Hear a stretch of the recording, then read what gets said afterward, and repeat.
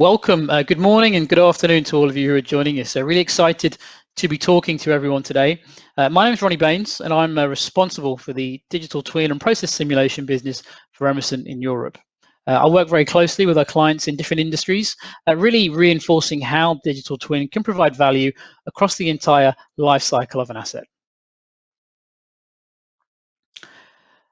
So today's session, we're going to look at the digital twin and really understand how it can be used and applied from design all the way through to being applied towards autonomous operations of a facility, something that's really pertinent in the oil and gas industry.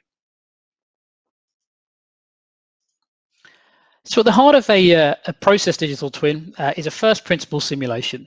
So with that, let's take a look at how simulation has really evolved and developed over time.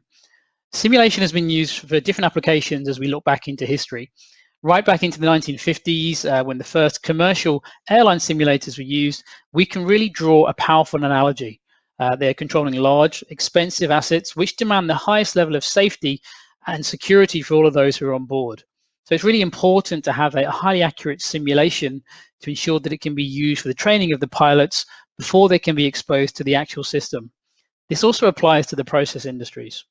Simulation then evolved and was used in the marine industry before being used in the process industries more widely in the 1990s.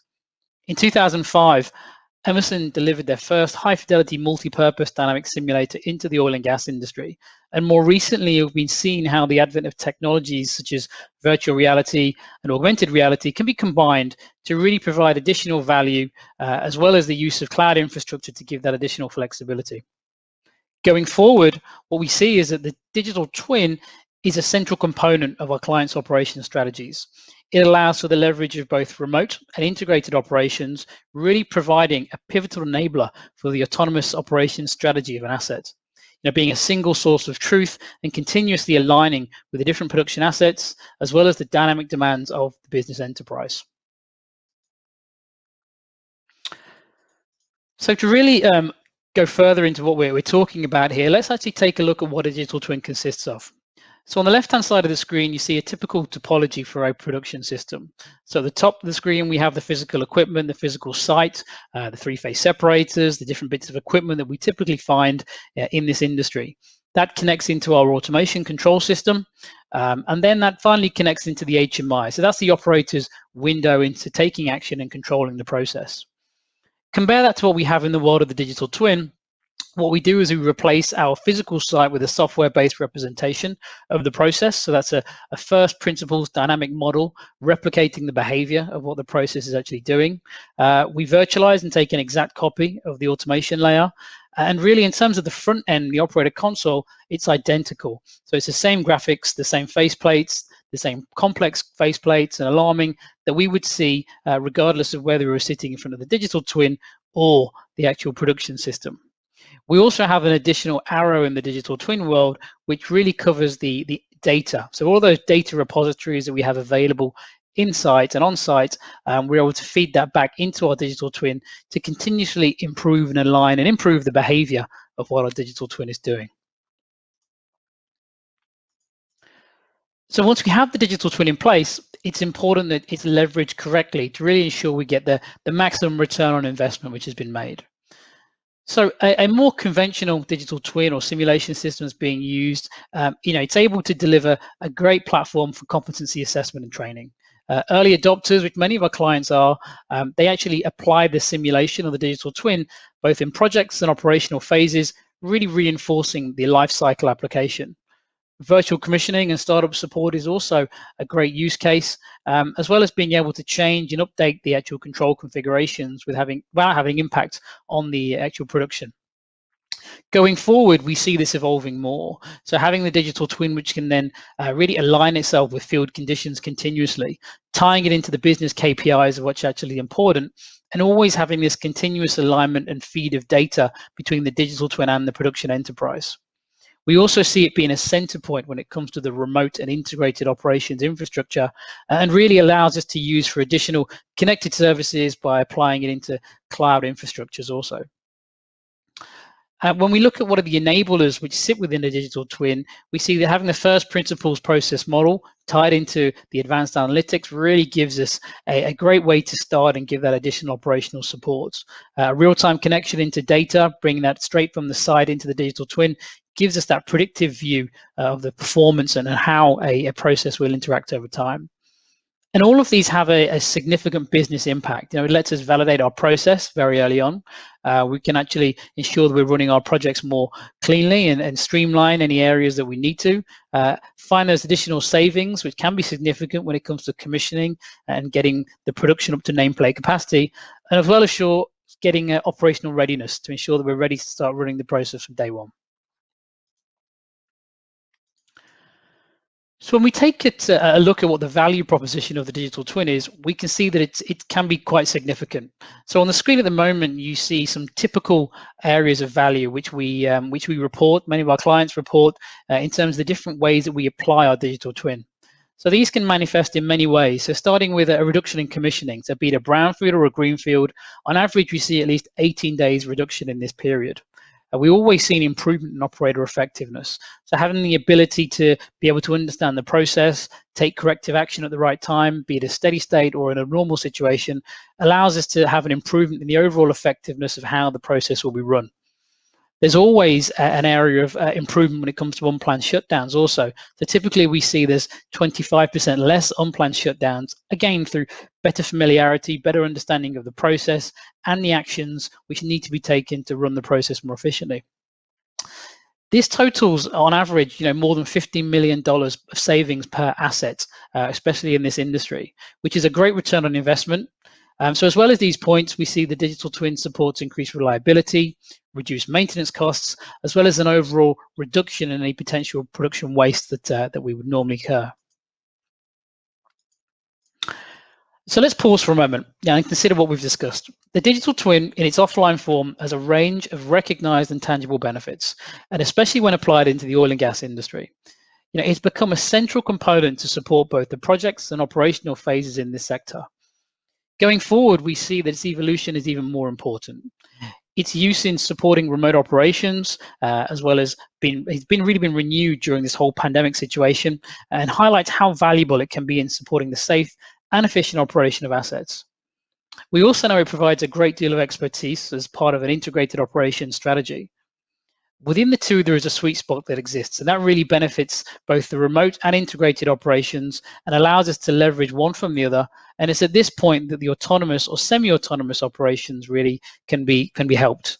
So here, the digital twin, while having a continuous flow of data from the production system, can take care of the routine day-to-day operations, allowing expertise to be applied to specific focused areas.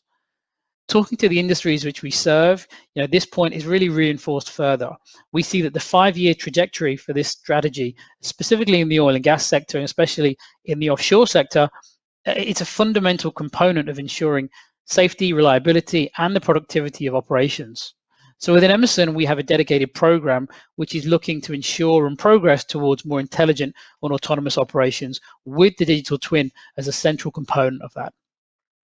An important part of developing the digital twin is really reinforcing how we can build the bridge from plant design all the way through to plant operations. And the integration of initial steady state models, which many of our clients develop, can really be leveraged at the initial investment to ensure that it can be built upon and evolved to be used all the way through the evolution of the actual facility.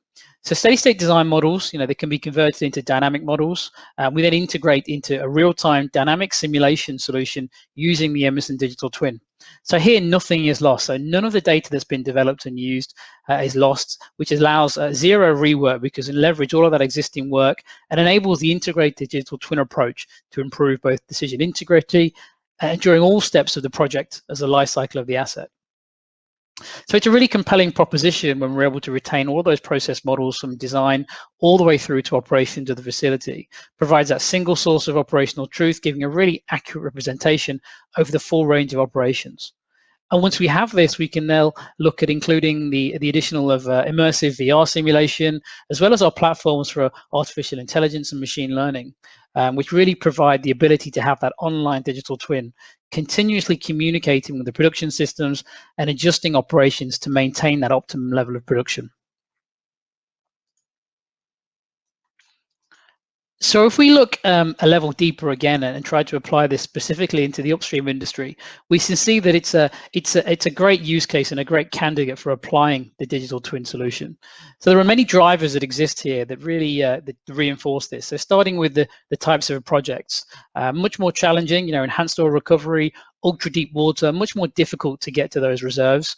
We also see there's a new generation of operations personnel in the industry, calling them digital natives, much more au fait with technology. So really being able to take the leverage, all of the possibilities this technology can provide us with, and being challenged with more faster, more aggressive startup targets to get the plants and facilities up to nameplate capacity quicker. So the more traditional uses or conventional uses of these types of solutions, I think we've talked about decision support and training, competency assessment, engineering design runs, testing that automation layer, doing virtual commissioning, as well as being that test bed for new technologies, such as developing those optimization algorithms. But going forward, we see that this can then evolve very much into the digital twin, providing the online operation support, giving that single source of truth, being able to compare the predicted versus the plan versus the actual behavior of facility, and having advanced analytics and that key enabler to autonomous operations all sits within the digital twin and really leveraging the capability that sits within its own solution. And this is probably best highlighted when we take an example of a case study. So we've delivered a number of these systems to different types of our clients in different industries, but taking the example of a major oil and gas producer, we can see that the simulation and digital twin discussion started off as a training and competency assessment solution. So really using the first principles models to train and certify operations personnel, built upon the actual plant data. So it was giving a really realistic representation of how the plant behaved. Was then grown and evolved into to be used for different types of multi-purpose applications through engineering design studies, supporting commissioning, validation, developing those procedures, as well as the ability to build the initial seed models for the APC solutions. And there were many benefits that were realized from this solution. So the first was that all of the operations personnel were trained prior to first hydrocarbon. And secondarily, it was able to be used to identify potential gaps through the expected and actual system behavior. These came down to differences in design or the automation layer or the actual procedure and how the system will be brought online. So this resulted in, if we look at the results from two projects, so project one gave 19 days of startup delay, were actually saved and eliminated through the use of the digital twin. And project two, similarly, we saw 18 days savings there, but also an additional $35 million of savings, mainly through design analysis and verification and virtual commissioning. So two, large returns on investment, huge, significant savings there were found for that end user. And now the systems are in place. They're now being considered to see how they can evolve further, bringing and develop them into online digital twins to really develop that strategy to go further and bring additional operational support.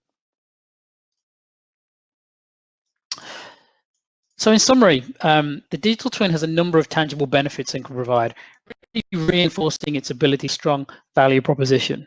So these include faster commissioning, startup support, much more comprehensive testing of the control system, enables us to identify potential issues as well as their remedy much earlier on, usually in the design phase. Decision and competency support. So the software representation of the physical plant integrated into a replica of the control system results in a platform which enables training of operations personnel efficiently with zero impact on production. It also allows us to a path to reducing maintenance costs and streamlining the support and reliability of key equipment. And it also serves as a test bed for the development and optimization of the facility, being able to trial out new technology and different strategies with zero impact on the actual production. And finally, it allows for the leverage of both remote and integrated operations, really providing a pivotal enabler for the autonomous operations strategy of an asset. I hope you found this session useful, really to give an overview of how the digital twin can be used from design all the way through to developing that autonomous operations strategy. If you would like to have any more information, please feel free to contact me or do visit us in our virtual booth. Thank you very much.